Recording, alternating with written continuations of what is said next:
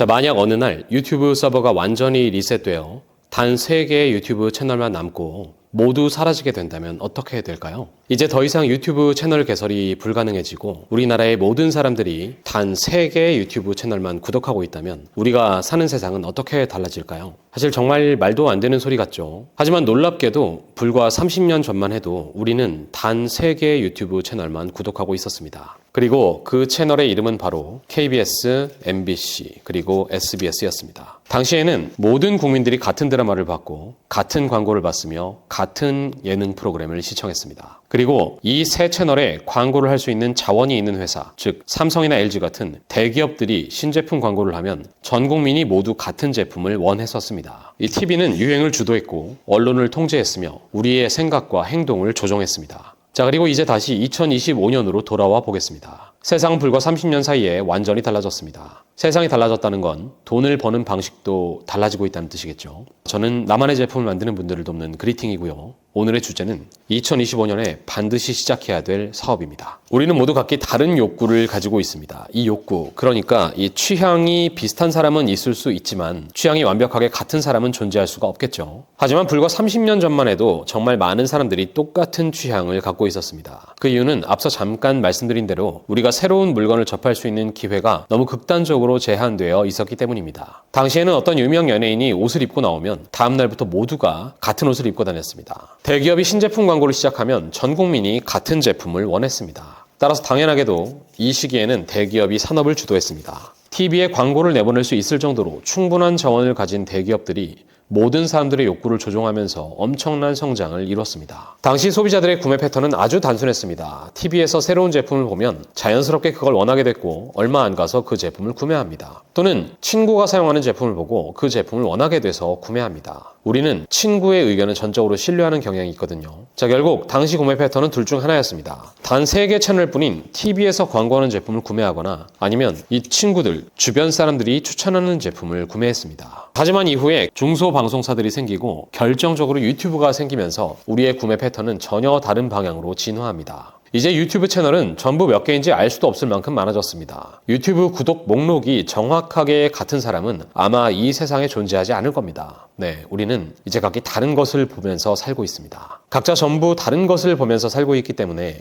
원하는 것도 모두 달라진 겁니다. 자, 그럼 우리 이야기로 돌아와 보겠습니다. 우리는 물건을 파는 사람입니다. 자, 우린 어떻게 달라졌나요? 놀랍게도 우리는 1990년대 TV 방송의 시대에서나 통할 법한 뻔하고 특징 없는 무색무취의 제품을 저가 저품질로 판매하고 있습니다. 그리고 그런 사람들이 너무 많아서 매일같이 제품을 뺏기고 다시 소명하고 누군가는 나를 베끼고 또 나는 누군가를 또 베끼면서 그렇게 옛날 방식을 고집하고 있습니다. 이 방식으로 돈을 벌 수 없다는 것은 아닙니다. 하지만 이 방식으로 안정적인 사업을 만들려면 남들이 범접할 수 없는 강력한 무기가 필요합니다. 대기업처럼 광고를 강력하게 집행하든지 판매 플랫폼 내부에 지인을 두고 불공평하게 노출하는 방법을 알든지 그것도 아니면 최소한 엄청난 물량을 가져와서 누구보다 싸게 판매해야 합니다. 그리고 저는 이 모든 것에 전혀 관심이 없습니다. 자, 그럼 지금부터 제가 관심을 갖고 있는 사업 구조를 설명해 드리겠습니다. 먼저 간단하게 요약하면 이 독점 사업 구조를 만드는 겁니다. 독점 사업 구조라고 하면 대기업처럼 엄청난 규모의 독점을 떠올리는 분들이 많은데 제가 말하는 독점 구조는 아주 작은 크기의 마이크로 크기의 독점입니다. 자, 예를 들어 보겠습니다. 그라짜라는 브랜드가 있습니다. 아마 대부분 처음 들어보는 브랜드일 겁니다. 이 브랜드는 현재 미국에서 엄청난 인기를 끌고 있는 올리브유 브랜드입니다. 그라짜는 2022년에 시작한 신생 올리브유 브랜드입니다. 그라짜의 대표는 많은 돈을 가지고 사업을 시작하지 않았습니다. 우리처럼 없는 돈을 쥐어짜면서 시작한 영세한 개인 브랜드였습니다. 자, 그라짜는 출시 초기에 마케팅 예산이 없었기 때문에 인플루언서 마케팅에 의존할 수밖에 없었습니다. 약 300개 제품의 샘플을 인스타그램 팔로워 수십만 명을 보유한 인플루언서들에게 보냈고 이 전략이 큰 성공을 거뒀습니다. 2022년 1월 11일 공식 출시 당시 준비해둔 6개월치 재고가 단 하루 만에 모두 판매됐으며 다음날 미국의 거대 유통기업인 홀푸드마켓에서 연락이 왔습니다. 그리고 결국 첫 해에 $400만 이상의 매출을 올렸습니다. 이후 2023년에는 1,900만 달러, 2024년에는 4,800만 달러, 그리고 올해는 최소 6천만 달러 가치를 가진 기업으로 성장할 것으로 예상 중입니다. 자, 그럼 대체 그라짜의 제품은 무엇이 달랐던 걸까요? 잠깐 그라짜가 실행했던 인플루언서 마케팅 부분으로 돌아가 보겠습니다. 300개의 제품 샘플을 인플루언서들에게 무상으로 보내는 것은 꽤 큰 모험입니다. 여러분은 이런 모험을 감수할 수 있으신가요? 아마 쉽지 않을 겁니다.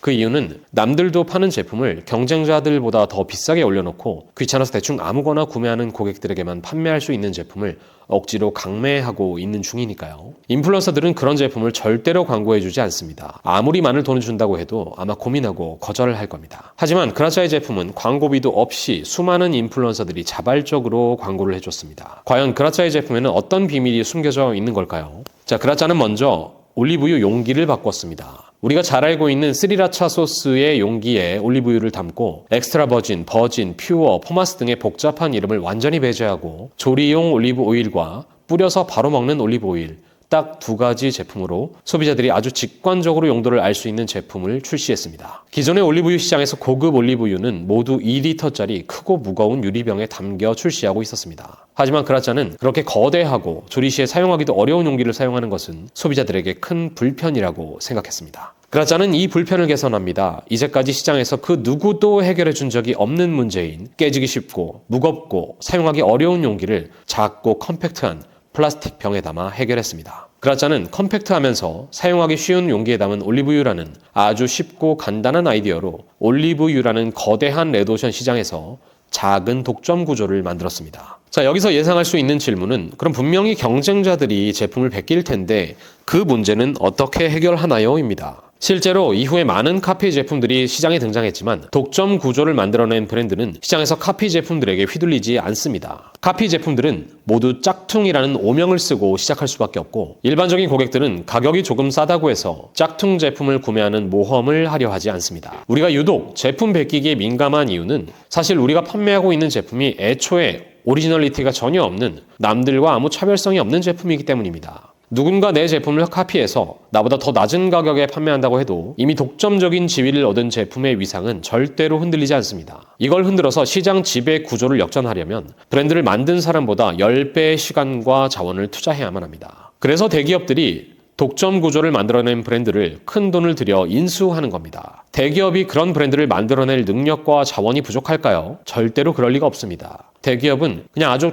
간단한 산수를 해봅니다. 그리고 새로 만들어서 시장 지배 구조를 바꾸는 것보다 그냥 회사를 통째로 구매하는 것이 더 싸기 때문에 회사를 인수하는 겁니다. 저는 앞으로 이런 브랜드를 만들어내는 것에 모든 시간과 자원을 투자할 생각입니다. 유리로 된 올리브유 병을 불편이라고 여기는 소비자들이 얼마나 될까요? 단순히 유리병을 플라스틱 병으로 바꾼다고 해서 이 제품을 구매할 소비자들이 얼마나 될까요? 만약 30년 전 같았으면 이런 제품을 만들었다가는 전혀 판매하지 못하고 완전히 망해버렸을 겁니다. 하지만 지금은 정말로 다양한 채널이 생겼고 이에 따라 정말로 다양한 욕구가 생겼으며 아주 작은 시장이라고 해도 아주 강력한 솔루션을 제공해서 작은 규모의 소비자들에게 거부할 수 없는 제안을 할 수만 있다면 이걸 많은 사람들에게 알려줄 훌륭한 채널들이 너무나도 많아졌습니다. 지금은 대유튜브의 시대입니다. 정말 많은 수의 유튜버와 그보다 더 많은 수의 구독자들이 아직 해결되지 못한 문제를 인지하지도 못한 채 우리를 기다리고 있습니다. 저는 이제 그 문제를 찾아 하나씩 해결해 볼 생각입니다. 앞으로 출시될 저의 모든 제품들은 모두 어떤 문제에 대한 유일한 해결책의 형태가 될 겁니다. 모든 시도가 성공할 필요는 없습니다. 하지만 제가 하는 시도가 어느 날 우연히 운을 만나게 된다면 저는 그간의 모든 것을 보상받게 될 것이라 굳게 믿고 있습니다. 자, 어떤가요? 누군가는 제 이야기가 터무니없는 소리로 들릴 겁니다. 그리고 누군가는 또 어떤 참신한 핑계를 대면서 다음에 한다고 말할 겁니다. 하지만 누군가는 제 이야기를 들으며 가슴 설레는 상상을 시작할 겁니다. 저는 이런 분들과 함께하고 싶습니다. 이분들을 위해서 5월 9일과 11일에 특강이 준비되어 있습니다. 저는 그때 대표님들을 직접 만나고 대표님들의 꿈을 들어보고 싶습니다. 저는 댓글을 항상 꼼꼼하게 읽어보고 있습니다. 영상에 댓글을 달아주시는 대표님들을 한 분도 빠짐없이 기억하려고 노력합니다. 언젠가 댓글을 달아주신 대표님들과 직접 만나서 함께 꿈을 이야기하고 더 가치 있는 제품을 만들고 마침내 큰 성공을 거두는 날을 상상하면 저는 정말로 가슴이 듭니다. 저는 대표님을 기다리고 있습니다. 고정 댓글에 특강 신청 링크를 남겨두겠습니다. 특강 신청을 원하시는 분들은 이 영상에 댓글을 달아주시고 특강을 신청해 주시기 바랍니다. 좋아요가 많을수록 더 좋은 컨텐츠를 만들 수 있습니다. 구독을 이미 하신 분들은 알림 설정을 꼭 해주시기 바랍니다. 그럼 매일 성공하시기 바랍니다. 감사합니다.